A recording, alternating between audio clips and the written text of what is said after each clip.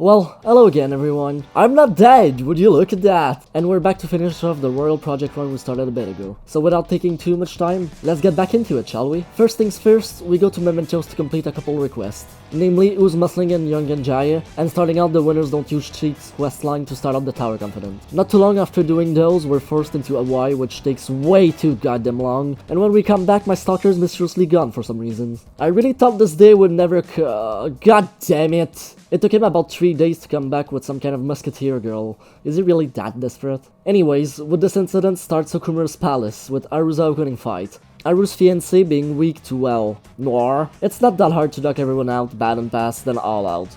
Just be quick enough, unlike me, and you should be fine. The follow-up to this isn't too hard. We get the map, and we also learn we need an ID to go back, and it just so happens some of them gave us the idea to rank up. How, you may ask? Well, by beating every one of them one after the other, starting with the Chief Clerk. Just like the fight before him, he isn't really an issue. The real danger is the 2 minions following him that I dispose of fairly quickly whenever one appears, and then kill down the Chief Clerk. Next target is the Section Chief, which goes about as expected, and now there's only one more to go and that is the Chief Director. This fight was a bit annoying for me, not because of the boss, but because of how many tiny robots there are. It took me a couple of attempts and switching my team around to be able to abuse enough weakness to kill them in a reasonable amount of time. The boss himself is pretty weak without his minions though, and I get rid of him fairly easily. Now that we have the Chief Director ID, we can enter the next area with the arms, and then the ones with the lunchtime puzzle. These puzzles are pretty straightforward and we reach the next mini-boss quite quickly. An army of tiny robots! All they can do however is debuff or attack you with a normal hit. The fight is quite a joke. Then we go to the airlocks. And hasta la vista, we're out of this place. Well, until Okumura gets a calling card, that is. To be honest, on the first couple attempts, I kinda got owned. So I had to XP a bit to not just be one shot. When I came back, however, it went much better. I changed around my team a little so I could exploit weakness of the different waves easier, and deal with the first 3 waves like it was pretty much nothing. Starting at the 4th one, it gets a bit harder because they are now more resistant, but it's nothing Almighty can't deal with. Somehow 2 of them managed to survive and because of this my waves weren't sync anymore, but this is fine since I'm able to kill the one that was gonna blow up in time. The remaining waves go pretty smoothly after this since the biggest wave is weak to Psychic and it's easy to abuse them. The actual boss fight arguably starts now with the Executive Director. This phase I personally consider to be easier since the time limit doesn't really matter anymore. The issue with the round before was needing to kill them in 2 turns. Now that I'm higher level, Big Bang Burger also can't one-shot me through guard anymore. With this, only a couple minutes were needed to finish him off.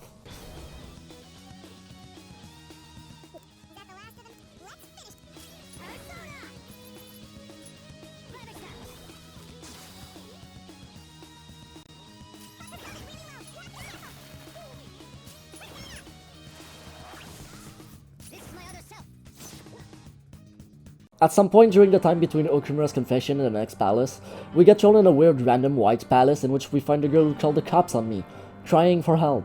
Not wanting to be recognized, I go in as one of the Power Rangers, and the stalker that keeps following my every move decided to go in as a maid for some reasons. At this point she awakens to her true self, a magical girl version of Joker. Violet's awakening fight isn't really hard, just spam weakness and eventually it'll go down. He can't really do much to anyone, so he isn't really a problem whatsoever. After this, we watched Okumura's confession inside of Totally Not Disneyland trademark, and I think he got completely wasted before appearing on television. Nonetheless, we're the one that gets blamed for Okumura's hangover, but Akechi doesn't believe we'd be that dumb and plans to change the heart of the person trying to bring us to court. And with that starts Sai Nijima's Casino of Envy.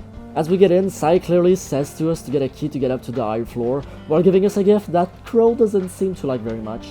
Crow's awakening fight, as are all the other awakening fights in the game, is pretty easy and gets cleared in only a handful of turns.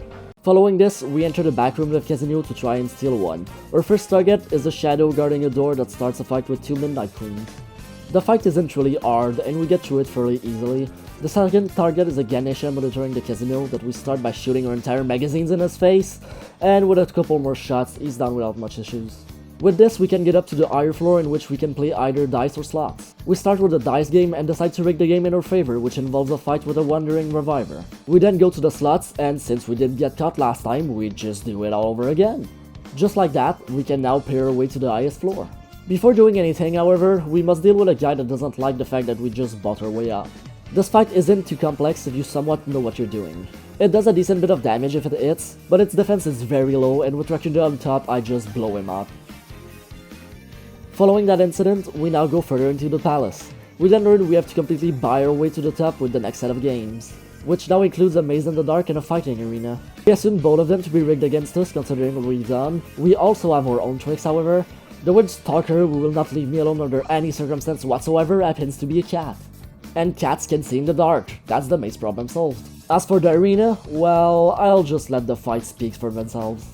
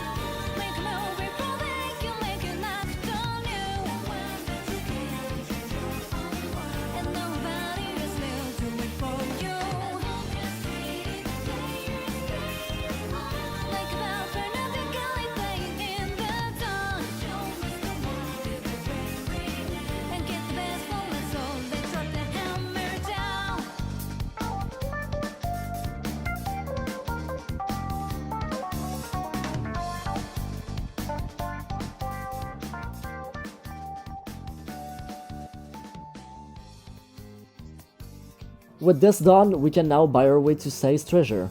With our way to the treasure secured, we just need to wait on the perfect moment to steal it, so until that time, we enter Mementos to do a handful of requests. Starting with debunking the psychic, fighting for truth in journalism, finishing up winners don't use cheats, the killer who cleans up trash, and doubters just a meal ticket. We also finish up with the money grabbing uncle the next day. Having nothing better to do, however, I come back to finish off new requests I got a couple days after, these being Man of Many Faces and Depths, upstaging the stage mother, and a mother's aggression. After a bit of time, I maxed out the Counselor Confident, and soon after, Akechi decides he wants to duel me for some reason, but pretty much instantly regrets it as I asked him why he keeps hurting himself so much and never manages to land a hit on me. One thing leading to another, we then end up sending a calling card to Saya Levite in Nijima. The first phase basically asks us to play slots, and we can't really do much until we beat her at her own game and reveal her scheme. At this point, she enters into a rage fit, and the fight really starts. The first couple turns go pretty normally where we hit each other a bunch, and at around half health she basically goes berserk, losing all reasons, and literally blowing herself up. At this point we come back to where we started, with me somehow saying all of this to you in about 25 minutes. After Saya decided to abandon life, we have to put the blame on someone else. So we decided to go higher up and find the most convenient target, Masayushi Shido, as we enter the Cruiser of Pride.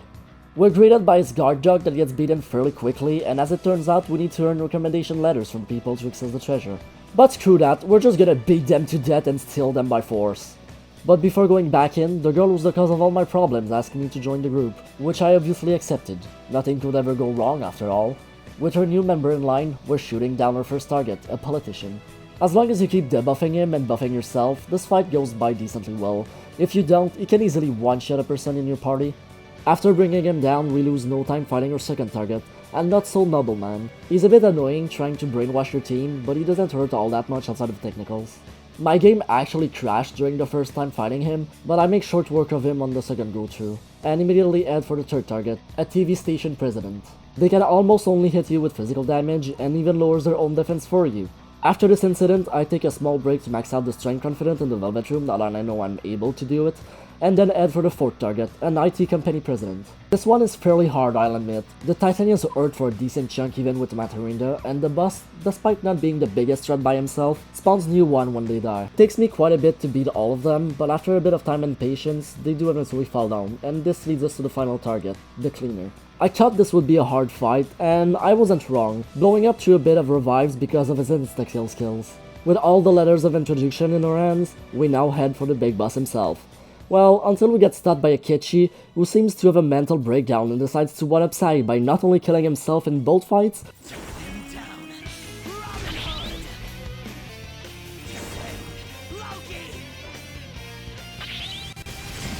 but also in the cutscene. Triple kill. Now that everything is out of the way, there's only one way to go, and that's forward. Shido's boss fight was way harder than I thought. I actually couldn't even beat him with my current disposition and level. Took a bit of time and leveled up to at least be on par with his level. I also changed around my team and I sadly had to remove Violet from the team, the reason being that she couldn't level up because of a glitch between the mods I had installed. After this small escapade, the real fight begins. The lion phase is a bit annoying, being immune to physical, however you only need to bring him down to the first third of his HP to trigger the next phase, the golden burb. This phase is in my opinion easier than the other one, now resisting elements but being neutral to physical and gun, which Noir and Crow can deal with pretty easily. After this is a giant pyramid, and honestly I always forget this phase exists. It's both pretty boring compared to the last one and also does barely any damage. I haven't seen it use the charge move in a while, it usually dies before and this leaves space for Shido himself. The fight versus Shido directly is broken up into two parts. The first one, where he has a couple things he can do but isn't the biggest issue by himself, and the second part of the fight. However, this one is a bit of a pain. Shido gets 3 actions per turn, not assuming weaknesses, with which he has even more. This phase can break very quickly. I got fairly lucky on my attempt because he almost wiped my entire team, but I just barely hung on and finished him off. With Shido down and the blame off our shoulders, we decided to take some time to complete a couple final mementos requests, being calling justice for Cats, Shady Deal in the Shadows, who's been assaulting people, We Aren't Just Your Slaves, and swindling old folks pretty low. We also do the final one you get after clearing Shido's palace, the head honcho in Showbiz. While we were finishing up our escapades in Mementos, however, we noticed something that we decided to investigate. The place we decided to investigate seemed to be a giant jail, and as we went further in, more and more guards tried to stop us without much success. The first ones were pretty much obliterated, so were the second ones with a quick insta-kill. After them we had to steal the key from one of the guards present, who attacks us with physical damage. You can probably guess how this went. We're then ambushed by the last batch of guards, but just like the other ones, they did not last very long.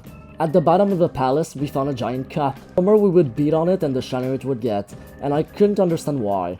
Well, until 2 small kids decided to beat me senseless because they found me naked and think they're the police or something.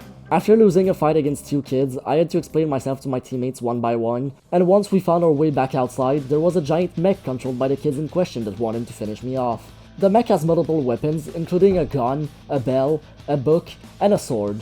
The gun isn't all too dangerous, neither is the sword, but the book and the bell however are extremely dangerous and I should make sure to focus them whenever possible. Other than this, I basically use a Limelight on Joker to keep the aggro on him as much as I can. I also make sure to heal every turn if I can, and I slowly chip down itself until it enters Berserk mode. At this point I had a couple of turns to beat him, but failed to do so. I almost got completely wiped because of this by the nuke, but somehow almost everyone survived it. I had no revives anymore however, so it was impossible for me to revive Joker who got knocked out. At that point I struggled a lot, but attempted to finish him off anyways. Despite him charging another nuke, I was sure to be dead, but by some crazy miracle, Queen dodges while Crow somehow survives, which secured me the victory. Or so I thought. As I lay there half unconscious, the last thing I was able to remember is a flashing white light, as we hit the mech for the final time. It was really interesting, at least in my opinion, to see what the community has managed to backfire from P5R into the vanilla game, and also to see what they've managed to do with that foundation. I had a lot of issues with the game crashing, but that's partially my fault with the amount of mods I put in. I probably will do other mods I find interesting down the line. So yeah, that was the video. Unlike last time, I actually plan to keep my words and release another video next Sunday. And the next Sundays after too. So I'll hopefully see all you there. Bye bye!